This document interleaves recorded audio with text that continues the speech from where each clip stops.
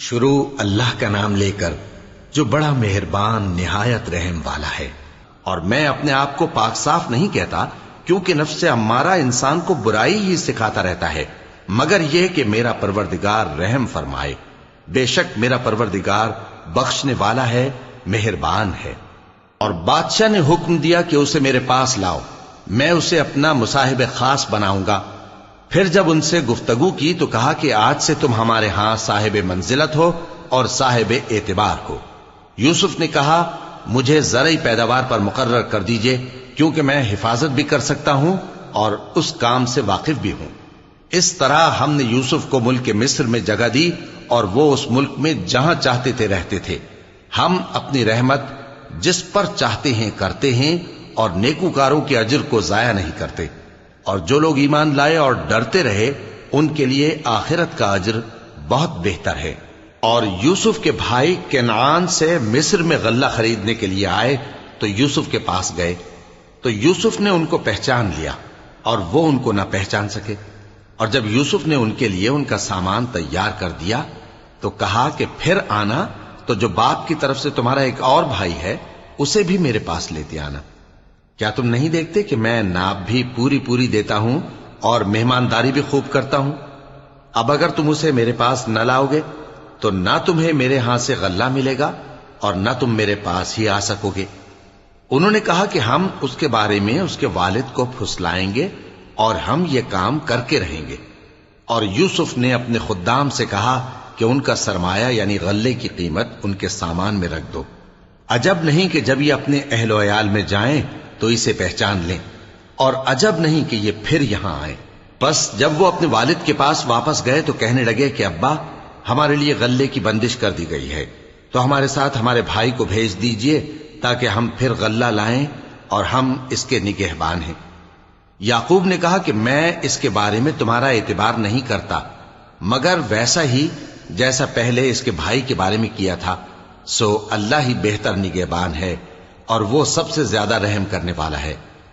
اور جب انہوں نے اپنا اسباب کھولا تو دیکھا کہ ان کا سرمایہ واپس کر دیا گیا ہے۔ کہنے لگے ابا، ہمیں اور کیا چاہیے؟ دیکھیے یہ ہماری پونجی بھی ہمیں واپس کر دی گئی ہے، اور ہم اپنے اہل و عیال کے لیے پھر غلہ لائیں گے اور اپنے بھائی کی نگہبانی کریں گے، اور ایک بار شتر زیادہ لائیں گے کہ یہ غلہ جو ہم لائے ہیں تھوڑا ہے۔ یعقوب نے کہا کہ جب تک تم اللہ کا عہد نہ دو کہ اس کو میرے پاس صحیح و سالم لے آؤ گے، میں اسے ہرگز تمہارے ساتھ نہیں بھیجنے کا، مگر یہ کہ تم گھیر لیے جاؤ یعنی بے بس ہو جاؤ تو مجبوری ہے۔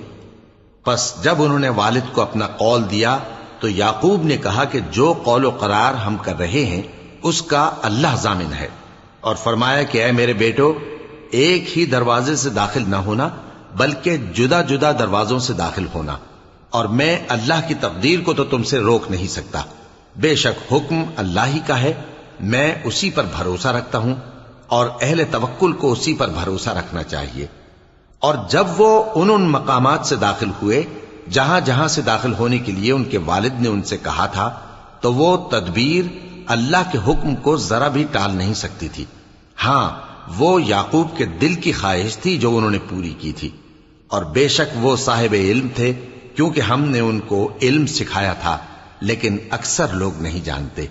اور جب وہ لوگ یوسف کے پاس پہنچے تو یوسف نے اپنے حقیقی بھائی کو اپنے پاس جگہ دی اور کہا کہ میں تمہارا بھائی ہوں، تو جو سلوک یہ ہمارے ساتھ کرتے رہے ہیں اس پر افسوس نہ کرنا۔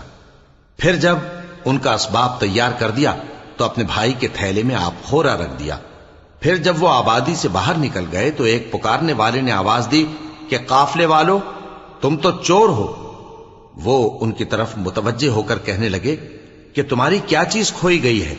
وہ بولے کہ بادشاہ کا کٹورا کھویا گیا ہے، اور جو شخص اس کو لے کے آئے اس کے لیے ایک بار شتر انعام، اور میں اس کا ضامن ہوں۔ وہ کہنے لگے کہ اللہ کی قسم، تم کو معلوم ہے کہ ہم اس ملک میں اس لیے نہیں آئے کہ خرابی کریں اور نہ ہم چوری کیا کرتے ہیں۔ وہ بولے کہ اگر تم جھوٹے نکلے یعنی چوری ثابت ہوئی تو اس کی سزا کیا؟ انہوں نے کہا کہ اس کی سزا یہ کہ جس کے تھیلے میں وہ دستیاب ہو وہی اس کا بدل قرار دیا جائے، ہم ظالموں کو یہی سزا دیا کرتی ہیں۔ پھر یوسف نے اپنے بھائی کے تھیلے سے پہلے ان کے تھیلوں کو دیکھنا شروع کیا، پھر اپنے بھائی کے تھیلے میں سے اس کو نکال لیا۔ اس طرح ہم نے یوسف کے لیے تدبیر کی، ورنہ بادشاہ کے قانون کے مطابق وہ اپنے بھائی کو لے نہیں سکتے تھے، مگر یہ کہ اللہ چاہے۔ ہم جس کے چاہتے ہیں درجے بلند کرتے ہیں، اور ہر علم والے سے بڑھ کر ایک بڑا علم والا ہے۔ برادران یوسف نے کہا کہ اگر اس نے چوری کی ہو تو کچھ عجب نہیں کہ اس کے ایک بھائی نے بھی پہلے چوری کی تھی، مگر یوسف نے اس بات کو اپنے دل میں مخفی رکھا اور ان پر ظاہر نہ ہونے دیا، یعنی زیر لب کہا کہ تم بڑے برے ہو، اور جو تم بیان کرتے ہو اللہ اسے خوب جانتا ہے۔ وہ کہنے لگے کہ اے عزیز، اس کے والد بہت بوڑھے ہیں اور اس سے بہت محبت رکھتے ہیں، تو اس کو چھوڑ دیجئے اور اس کی جگہ ہم میں سے کسی کو رکھ لیجئے، ہم دیکھتے ہیں کہ آپ احسان کرنے والے ہیں۔ یوسف نے کہا کہ اللہ پناہ میں رکھے کہ جس شخص کے پاس ہم نے اپنی چیز پائی ہے اس کے سوا کسی اور کو پکڑ لیں، ایسا کریں تو ہم بڑے بے انصاف ہیں۔ آخر جب وہ اس سے نا امید ہو گئے تو الگ ہو کر صلاح کرنے لگے۔ سب سے بڑے نے کہا، کیا تم نہیں جانتے کہ تمہارے والد نے تم سے اللہ کا عہد لیا ہے، اور اس سے پہلے بھی تم یوسف کے بارے میں قصور کر چکے ہو؟ تو جب تک والد صاحب مجھے اجازت نہ دیں میں تو اس جگہ سے ہلنے کا نہیں، یا اللہ میرے لیے کوئی فیصلہ کرے، اور وہ سب سے بہتر فیصلہ کرنے والا ہے۔ تم سب والد صاحب کے پاس واپس جاؤ اور کہو کہ ابا، آپ کے صاحبزادے نے وہاں جا کر چوری کی، اور ہم نے تو اپنی دانست کے مطابق آپ سے اس کے لے آنے کا عہد کیا تھا، مگر ہم غیب کی باتوں کے جاننے اور یاد رکھنے والے تو نہیں تھے، اور جس بستی میں ہم ٹھہرے تھے وہاں سے، یعنی اہل مصر سے، اور جس قافلے میں آئے ہیں اس سے دریافت کر لیجئے، اور ہم اس بیان میں بالکل سچے ہیں۔ جب انہوں نے یہ بات یعقوب سے آ کر کہی تو انہوں نے کہا کہ حقیقت یوں نہیں ہے، بلکہ یہ بات تم نے اپنے دل سے بنا لی ہے، تو صبر ہی بہتر ہے۔ عجب نہیں کہ اللہ ان سب کو میرے پاس لے آئے، بے شک وہ علم والا ہے، حکمت والا ہے۔ اور ان کے پاس سے چلے گئے اور کہنے لگے کہ ہائے افسوس یوسف پر، ہائے افسوس، اور رنج و الم میں ان کی آنکھیں سفید ہو گئیں اور ان کا دل غم سے بھر رہا تھا۔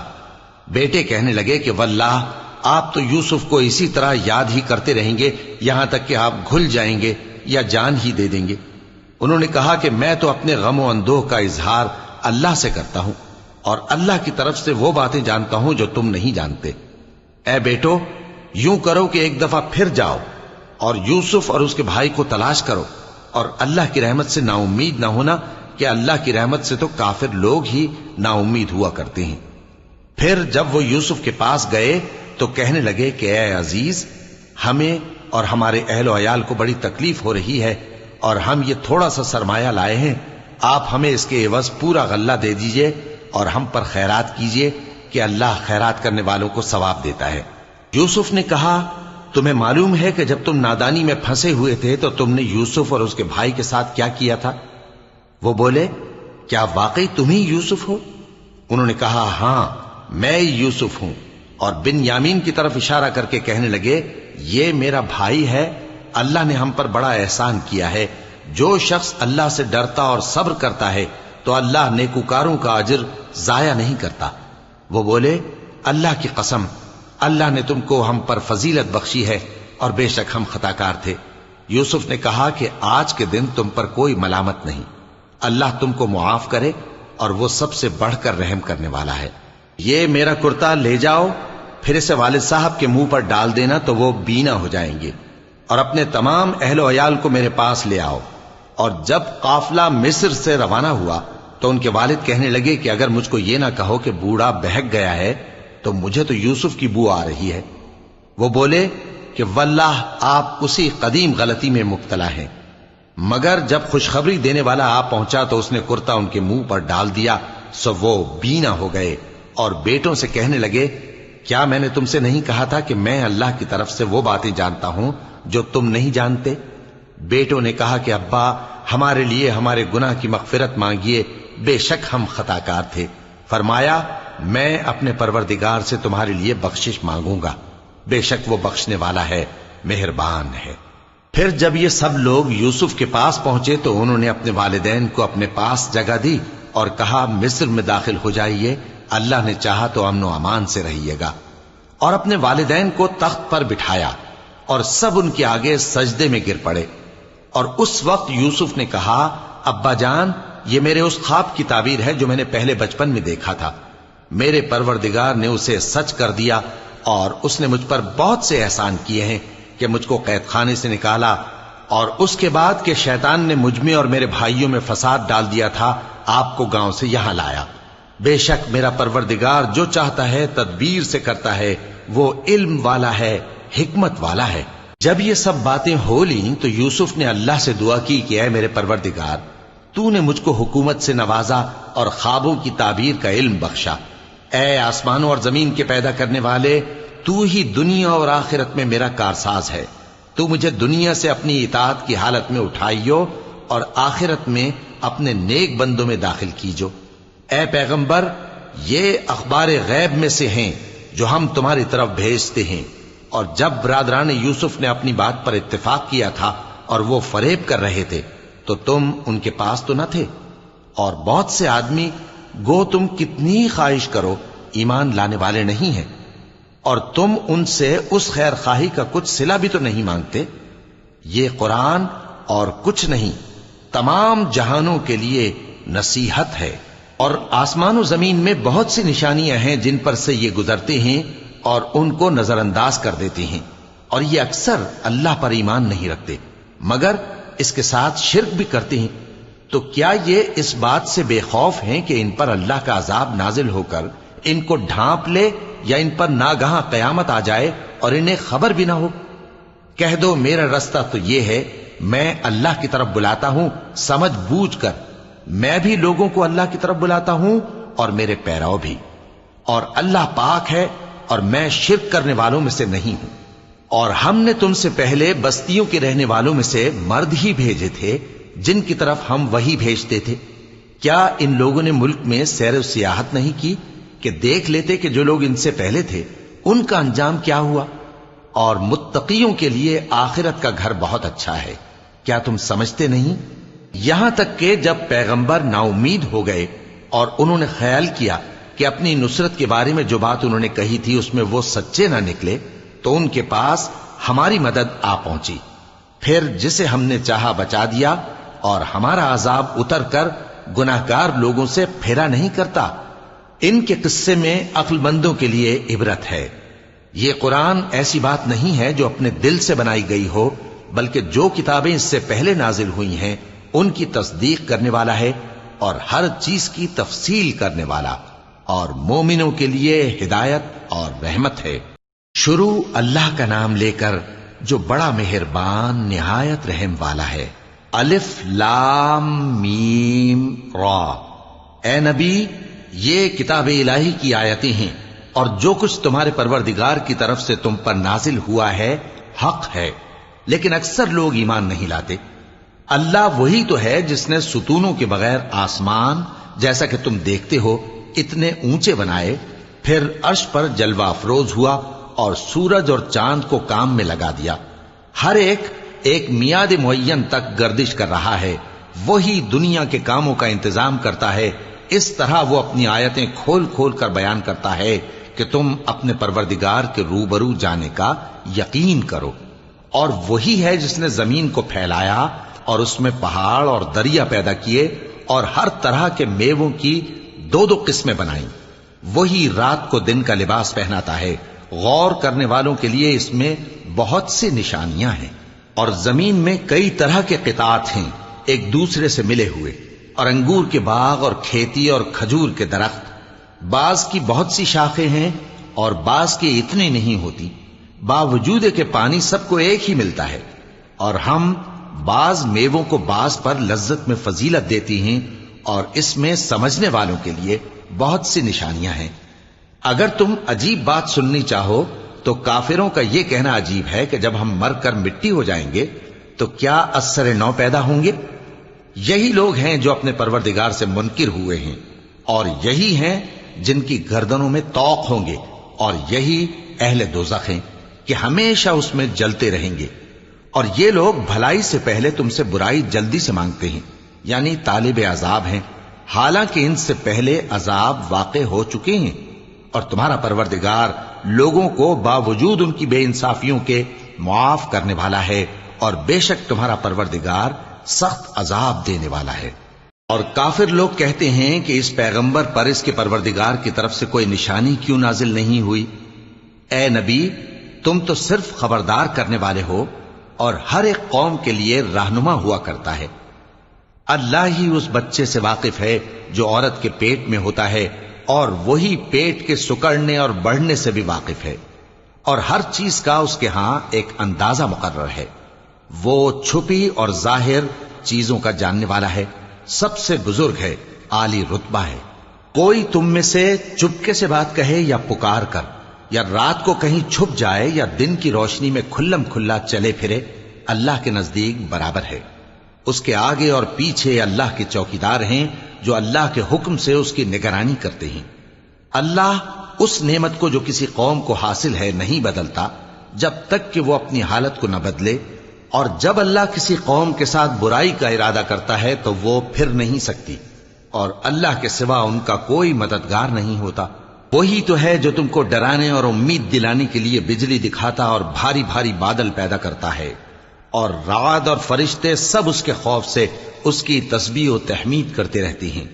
اور وہی بجلیاں بھیجتا ہے، پھر جس پر چاہتا ہے گرا بھی دیتا ہے، جبکہ وہ اللہ کے بارے میں جھگڑتے ہیں، اور وہ بڑی قوت والا ہے۔ کام کا پکارنا تو اسی کا ہے، اور جن کو یہ لوگ اس کے سوا پکارتے ہیں وہ ان کی پکار کو کسی طرح قبول نہیں کرتے، مگر اس شخص کی طرح جو اپنے دونوں ہاتھ پانی کی طرف پھیلا دے تاکہ دور ہی سے اس کے منہ تک آ پہنچے، حالانکہ وہ اس تک کبھی بھی نہیں آ سکتا۔ اور اسی طرح کافروں کی پکار بیکار ہے۔ اور جتنی مخلوقات آسمانوں اور زمین میں ہے، خوشی سے یا ناخوشی سے اللہ کے آگے سجدہ کرتی ہے، اور ان کے سائے بھی صبح و شام سجدے کرتے ہیں۔ ان سے پوچھو کہ آسمانوں اور زمین کا پروردگار کون ہے؟ تم ہی کہہ دو کہ اللہ۔ ان سے کہو کہ کیا تم نے اللہ کو چھوڑ کر ایسے لوگوں کو کارساز بنایا ہے جو خود اپنے نفع و نقصان کا بھی اختیار نہیں رکھتے؟ کہو کیا اندھا اور آنکھوں والا برابر ہیں، یا اندھیرا اور اجالا برابر ہو سکتا ہے؟ بھلا ان لوگوں نے جن کو اللہ کا شریک مقرر کیا ہے، کیا انہوں نے اللہ کسی مخلوقات پیدا کی ہے جس کے سبب ان کے لیے مخلوقات مشتبہ ہو گئی ہے؟ کہہ دو کہ اللہ ہی ہر چیز کا پیدا کرنے والا ہے، اور وہ یکتا ہے، بڑا زبردست ہے۔ اسی نے آسمان سے مے برسایا، پھر اس سے اپنے اپنے اندازے کے مطابق نالے بہہ نکلے، پھر پانی پر پھولا ہوا جھاگ آ گیا۔ اور جس چیز کو زیور یا کوئی اور سامان بنانے کے لیے آگ میں تپاتے ہیں، اس میں بھی ایسا ہی جھاگ ہوتا ہے۔ اس طرح اللہ حق و باطل کی مثال بیان فرماتا ہے۔ سو جھاگ تو سوکھ کر زائل ہو جاتا ہے، اور پانی جو لوگوں کو فائدہ پہنچاتا ہے وہ زمین میں ٹھہرا رہتا ہے۔ اس طرح اللہ صحیح اور غلط کی مثالیں بیان فرماتا ہے تاکہ تم سمجھو۔ جن لوگوں نے اللہ کے حکم کو قبول کیا ان کی حالت بہت بہتر ہوگی، اور جنہوں نے اس کو قبول نہ کیا، اگر روئے زمین کے سب خزانے ان کے اختیار میں ہوں تو وہ سب کے سب اور ان کے ساتھ اتنے ہی اور نجات کے بدلے میں صرف کر ڈالیں، مگر نجات کہاں؟ ایسے لوگوں کا حساب بھی برا ہوگا، اور ان کا ٹھکانہ بھی دوزخ ہے، اور وہ بری جگہ ہے۔ بھلا جو شخص یہ جانتا ہے کہ جو کچھ تمہارے پروردگار کی طرف سے تم پر نازل ہوا ہے حق ہے، وہ اس شخص کی طرح ہے جو اندھا ہے؟ اور سمجھتے تو وہی ہیں جو عقل مند ہیں، جو اللہ کے عہد کو پورا کرتے ہیں اور قول و قرار کو نہیں توڑتے، اور جن رشتوں کے جوڑے رکھنے کا اللہ نے حکم دیا ان کو جوڑے رکھتے، اور اپنے پروردگار سے ڈرتے رہتے اور برے حساب سے خوف رکھتے ہیں۔ اور جو اپنے پروردگار کی خوشنودی حاصل کرنے کے لیے مصائب پر صبر کرتے ہیں اور نماز پڑھتے ہیں، اور جو مال ہم نے ان کو دیا ہے اس میں سے پوشیدہ اور ظاہر خرچ کرتے ہیں، اور نیکی سے برائی کو دور کرتے ہیں، یہی لوگ ہیں جن کے لیے عاقبت کا گھر ہے، یعنی ہمیشہ رہنے کے باغات جن میں وہ داخل ہوں گے، اور ان کے باپ دادوں اور بیویوں اور اولاد میں سے جو نیکوکار ہوں گے وہ بھی بہشت میں جائیں گے، اور فرشتے بہشت کے ہر ایک دروازے سے ان کے پاس آئیں گے اور کہیں گے تم پر سلام ہو، یہ تمہاری ثابت قدمی کا بدلہ ہے، اور عاقبت کا گھر خوب گھر ہے، اور جو لوگ اللہ سے پختہ عہد کر کے اس کو توڑ ڈالتے اور جن رشتوں کے جوڑے رکھنے کا اللہ نے حکم دیا ہے ان کو قطع کر دیتے اور ملک میں فساد کرتے ہیں، ایسوں پر لعنت ہے اور ان کے لیے برا انجام ہے۔ اللہ جس کا چاہتا ہے رزق فراخ کر دیتا ہے اور جس کا چاہتا ہے تنگ کر دیتا ہے، اور کافر لوگ دنیا کی زندگی پر خوش ہو رہے ہیں، اور دنیا کی زندگی آخرت کے مقابلے میں بہت تھوڑا سامان ہے۔ اور کافر کہتے ہیں کہ اس پیغمبر پر اس کے پروردگار کی طرف سے کوئی نشانی کیوں نازل نہیں ہوئی؟ کہہ دو کہ اللہ جسے چاہتا ہے گمراہ کرتا ہے، اور جو اس کی طرف رجوع ہوتا ہے اس کو اپنی طرف کا رستہ دکھاتا ہے، یعنی ان کو جو ایمان لاتے اور جن کے دل اللہ کی یاد سے آرام پاتے ہیں ان کو۔ اور سن رکھو کہ اللہ کی یاد سے ہی دل آرام پاتے ہیں۔ جو لوگ ایمان لائے اور عمل نیک کیے ان کے لیے خوشحالی اور عمدہ ٹھکانہ ہے۔ جس طرح ہم پہلے پیغمبر بھیجتے رہے ہیں اسی طرح اے نبی ہم نے تم کو اس امت میں جس سے پہلے بہت سی امتیں گزر چکی ہیں بھیجا ہے، تاکہ تم ان کو وہ کتاب جو ہم نے تمہاری طرف بھیجی ہے پڑھ کر سنا دو۔ اور یہ لوگ رحمان کو نہیں مانتے۔ کہہ دو وہی تو میرا پروردگار ہے، اس کے سوا کوئی معبود نہیں، میں اسی پر بھروسہ رکھتا ہوں اور اسی کی طرف رجوع کرتا ہوں۔ اور اگر کوئی قرآن ایسا ہوتا کہ اس کی تاثیر سے پہاڑ چل پڑتے یا زمین پھٹ جاتی یا مردوں سے کلام کر سکتے تو کیا یہ لوگ ایمان لے آتے؟ بات یہ ہے کہ سب باتیں اللہ کے اختیار میں ہیں، تو کیا مومنوں کو اس سے اطمینان نہیں ہوا کہ اگر اللہ چاہتا تو سب لوگوں کو ہدایت کے رستے پر چلا دیتا؟ اور کافروں پر ہمیشہ ان کے اعمال کے بدلے آفت آتی رہے گی یا ان کے مکانات کے قریب نازل ہوتی رہے گی یہاں تک کہ اللہ کا وعدہ آ پہنچے۔ بے شک اللہ وعدہ خلاف نہیں کرتا۔ اور تم سے پہلے بھی رسولوں کے ساتھ تمسخر ہوتے رہے ہیں، تو میں نے کافروں کو مہلت دی، پھر میں نے ان کو پکڑ لیا، سو دیکھ لو کہ میرا عذاب کیسا رہا۔ تو کیا وہ جو ہر شخص کے اعمال کا نگراں و نگہبان ہے وہ بتوں کی طرح بے علم و بے خبر ہو سکتا ہے؟ اور ان لوگوں نے اللہ کے شریک مقرر کر رکھے ہیں۔ ان سے کہو کہ ذرا ان کے نام تو لو۔ کیا تم اسے ایسی چیزیں بتاتے ہو جو روئے زمین پر ہیں اور اسے معلوم نہیں، یا تم لوگ محض سطحی بات کی تقلید کرتے ہو؟ اصل یہ ہے کہ کافروں کو ان کے فریب خوبصورت معلوم ہوتے ہیں اور وہ ہدایت کے رستے سے روک لیے گئے ہیں، اور جسے اللہ گمراہ رہنے دے اسے کوئی ہدایت کرنے والا نہیں۔ ان کو دنیا کی زندگی میں بھی عذاب ہے اور آخرت کا عذاب تو بہت ہی سخت ہے، اور ان کو اللہ کے عذاب سے کوئی بھی بچانے والا نہیں۔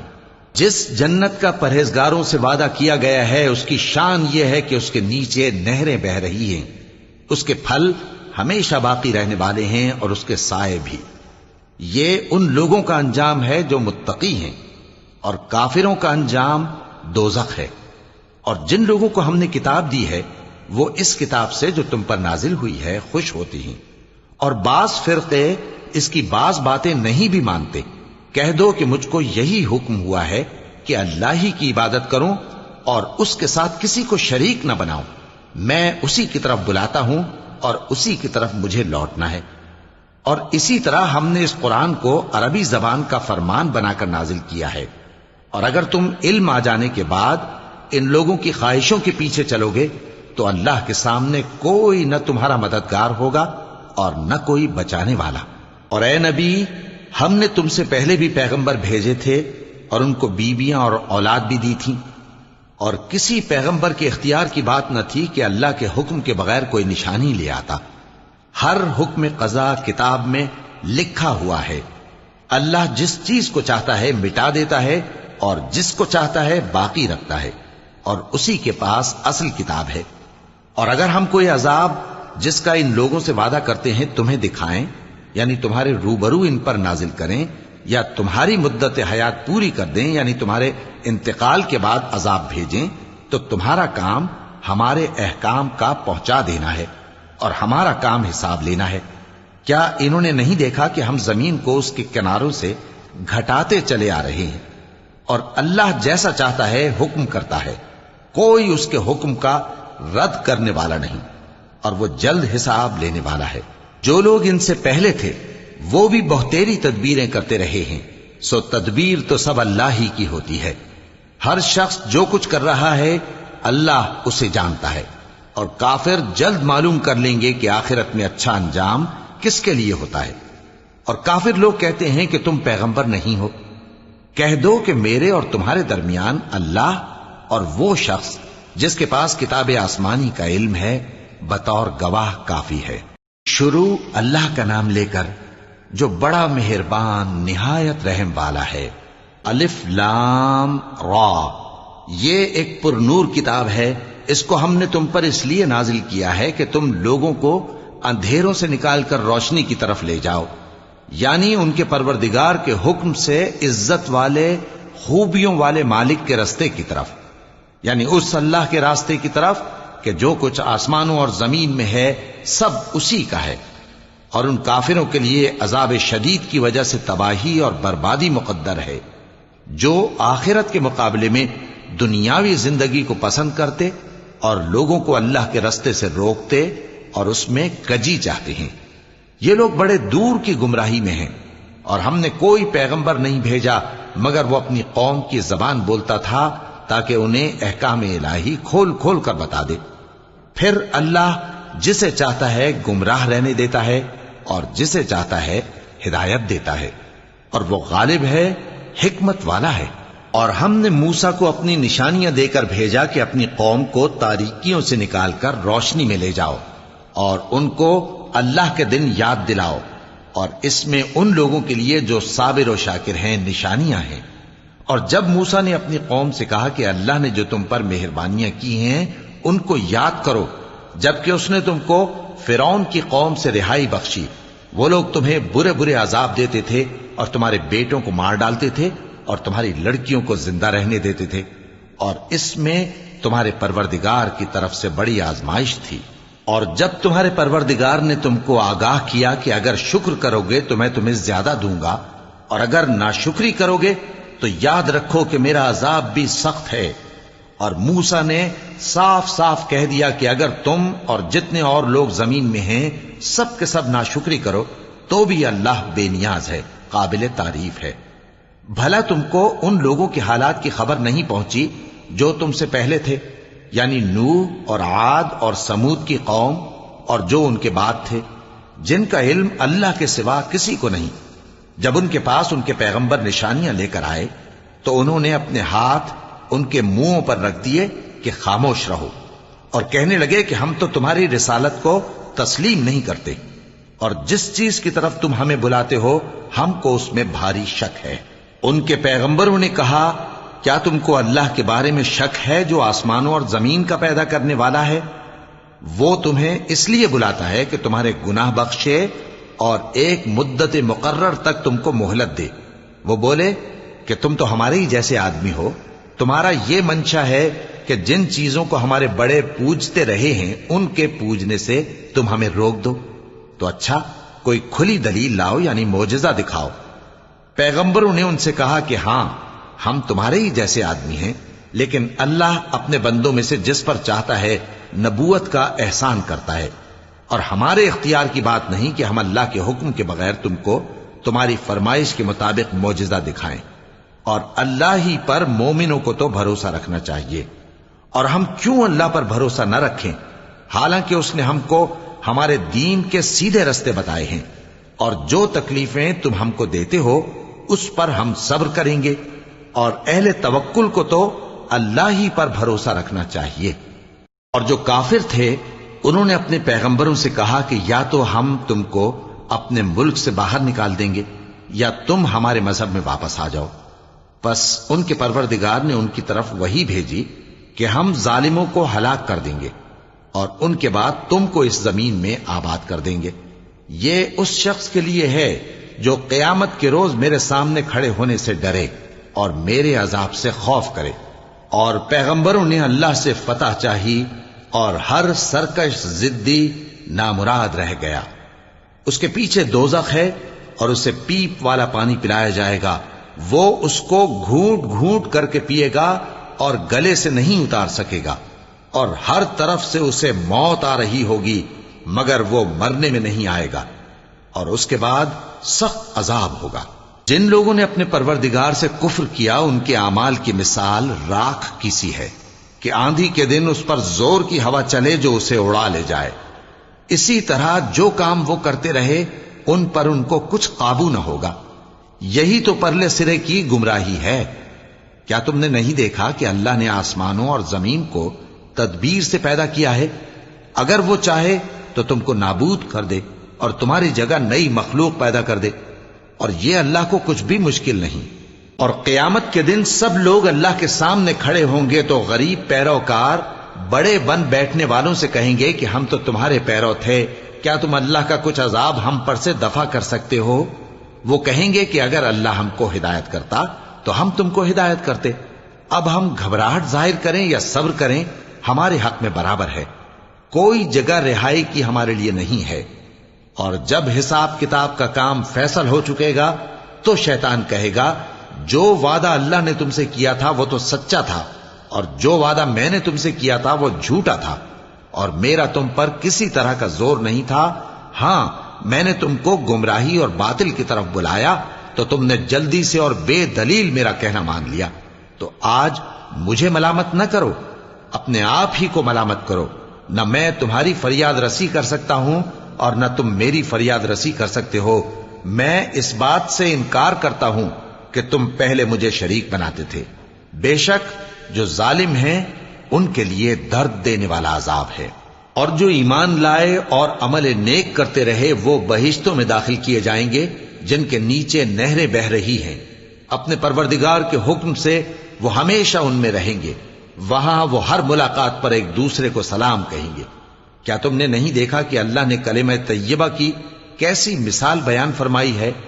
وہ ایسی ہے جیسے پاکیزہ درخت جس کی جڑ مضبوط ہو اور شاخیں آسمان میں پھیلی ہوں، وہ اپنے پروردگار کے حکم سے ہر موقع پر پھل لاتا ہو۔ اور اللہ لوگوں کے لیے مثالیں بیان فرماتا ہے تاکہ وہ نصیحت حاصل کریں۔ اور ناپاک بات یعنی غلط عقیدے کی مثال ناپاک درخت کی سی ہے کہ وہ زمین کے اوپر ہی سے اکھیڑ کر پھینک دیا جائے، اس کو ذرا بھی قرار و ثبات نہیں۔ اللہ مومنوں کے دلوں کو صحیح اور پکی بات سے دنیا کی زندگی میں بھی مضبوط رکھتا ہے اور آخرت میں بھی رکھے گا۔ اور اللہ بے انصافوں کو گمراہ کر دیتا ہے، اور اللہ جو چاہتا ہے کرتا ہے۔ کیا تم نے ان لوگوں کو نہیں دیکھا جنہوں نے اللہ کے احسان کو ناشکری سے بدل دیا اور اپنی قوم کو تباہی کے گھر میں لا اتارا، یعنی دوزخ میں کہ سب ناشکرے اس میں داخل ہوں گے، اور وہ برا ٹھکانہ ہے۔ اور ان لوگوں نے اللہ کے شریک مقرر کیے کہ لوگوں کو اس کے رستے سے گمراہ کریں۔ کہہ دو کہ چند روز فائدے اٹھا لو، آخر کار تم کو دوزخ کی طرف لوٹ کر جانا ہے۔ اے پیغمبر، میرے مومن بندوں سے کہہ دو کہ نماز پڑھا کریں، اور اس دن کے آنے سے پیشتر جس میں نہ اعمال کا سودا ہوگا اور نہ دوستی کام آئے گی، ہمارے دیے ہوئے مال میں سے پوشیدہ اور علانیہ خرچ کرتے رہیں۔ اللہ ہی تو ہے جس نے آسمانوں اور زمین کو پیدا کیا اور آسمان سے مے برسایا، پھر اس سے تمہارے کھانے کے لیے پھل پیدا کیے اور کشتیوں اور جہازوں کو تمہارے زیر فرمان کیا تاکہ وہ سمندر میں اس کے حکم سے چلیں، اور نہروں کو بھی تمہارے زیر فرمان کیا، اور سورج اور چاند کو تمہارے لیے کام میں لگا دیا کہ دونوں دن رات ایک ڈگر پر چل رہے ہیں، اور رات اور دن کو بھی تمہاری خاطر کام میں لگا دیا، اور جو کچھ تم نے مانگا سب میں سے تم کو عنایت کیا۔ اور اگر اللہ کے احسان گننے لگو تو شمار نہ کر سکو، مگر لوگ نعمتوں کا شکر نہیں کرتے۔ کچھ شک نہیں کہ انسان بڑا بے انصاف ہے، ناشکرا ہے۔ اور جب ابراہیم نے دعا کی کہ اے میرے پروردگار، اس شہر کو لوگوں کے لیے امن کی جگہ بنا دے، اور مجھے اور میری اولاد کو اس بات سے کہ بتوں کی پرستش کرنے لگیں بچائے رکھیو۔ اے پروردگار، انہوں نے بہت سے لوگوں کو گمراہ کیا ہے، سو جس شخص نے میرا کہا مانا وہ میرا ہے، اور جس نے میری نافرمانی کی تو بخشنے والا ہے، مہربان ہے۔ اے پروردگار، میں نے اپنی اولاد ایک وادی میں جہاں کھیتی نہیں، تیرے عزت و ادب والے گھر کے پاس لا بسائی ہے۔ اے پروردگار، تاکہ یہ نماز پڑھیں، سو تو لوگوں کے دلوں کو ایسا کر دے کہ ان کی طرف جھکے رہیں، اور ان کو میووں سے روزی دیتے رہنا تاکہ تیرا شکر کریں۔ اے پروردگار، جو بات ہم چھپاتے اور جو ظاہر کرتے ہیں تو سب جانتا ہے، اور اللہ سے کوئی چیز مخفی نہیں، نہ زمین میں نہ آسمان میں۔ اللہ کا شکر ہے جس نے مجھ کو بڑی عمر میں اسماعیل اور اسحاق بخشے، بے شک میرا پروردگار دعا سننے والا ہے۔ اے پروردگار، مجھ کو ایسی توفیق عنایت کر کہ نماز پڑھتا رہوں، اور میری اولاد کو بھی یہ توفیق بخش۔ اے پروردگار، میری دعا قبول فرما۔ اے پروردگار، حساب کتاب کے دن میری اور میرے ماں باپ کی اور مومنوں کی مغفرت کیجو۔ شروع اللہ کا نام لے کر جو بڑا مہربان نہایت رحم والا ہے۔ اور مومنوں، یہ نہ سمجھنا کہ یہ ظالم جو کام کر رہے ہیں اللہ ان سے بے خبر ہے۔ وہ ان کو اس دن تک مہلت دے رہا ہے جبکہ دہشت کے سبب آنکھیں پھٹی کی پھٹی رہ جائیں گی، اور لوگ سر اٹھائے ہوئے میدان قیامت کی طرف دوڑ رہے ہوں گے، ان کی نگاہیں خود اپنی طرف لوٹ نہ سکیں گی، اور ان کے دل مارے خوف کے ہوا ہو رہے ہوں گے۔ اور لوگوں کو اس دن سے آگاہ کر دو جب ان پر عذاب آ جائے گا، تب ظالم لوگ کہیں گے کہ اے ہمارے پروردگار، ہمیں تھوڑی سی مہلت عطا کر تاکہ ہم تیری دعوت توحید قبول کریں اور تیرے پیغمبروں کے پیچھے چلیں۔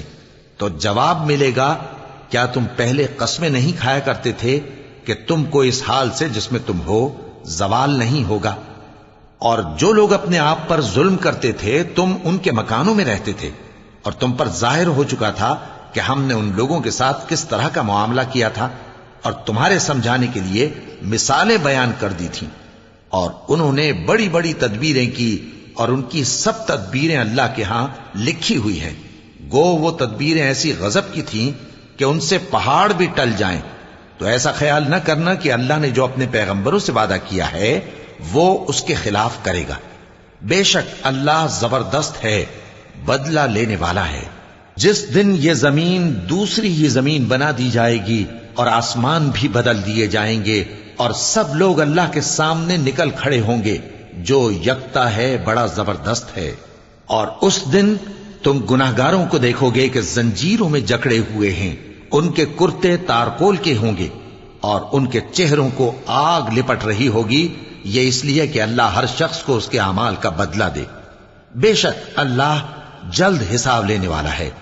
یہ قرآن لوگوں کے نام اللہ کا پیغام ہے تاکہ ان کو اس سے ڈرایا جائے، اور تاکہ وہ جان لیں کہ وہی اکیلا معبود ہے، اور تاکہ اہل عقل نصیحت حاصل کریں۔